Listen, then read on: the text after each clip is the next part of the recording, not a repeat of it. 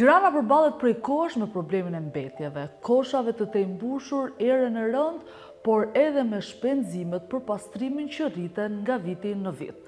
Qytetarët e kryeqytetit kanë sinjalizuar vazhdimisht për situatën, ndërsa vëzhgimet në terren pranë shkollave, kopshteve, madje edhe zonave më të populluara si Myslimshyri apo rruga e Kavajës tregojnë se nuk pastrohen rregullisht.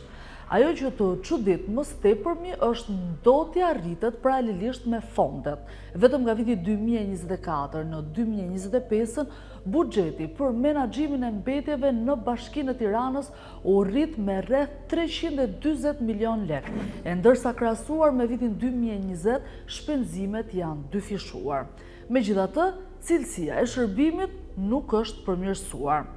Në qendër të këtij dështimi qëndron kompania Eko Tirana, e krijuar në vitin 2016 si një kompani gjysmë publike, ku 51% të aksioneve i përkasin Bashkisë së Tiranës dhe 49% një kompani italiane. Projekti u prezantua si një revolucion i gjelbër, me premtimin për diferencimin e mbetjeve në burim dhe transformimin e qytetit brenda 18 muajsh.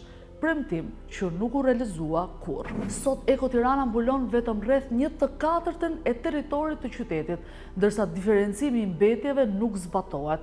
Mbetjet përfundojnë të gjitha të përziera në landfill. Sipas deputetës Jorita Tabaku, nuk bëhet fjalë për një dështim teknik, por një dështim politik. Tirana kishte një model funksional që nga viti 2015 përmes projektit të GIZ për ndarjen e mbetjeve në burim, i cili u braktis për t'i hapur rrugë skemës së inceneratorëve. Qytetarët e Tiranës kanë paguar mbi 100 milion euro shtesë, ndërsa shërbimi është përkeqësuar e tarifat janë rritur.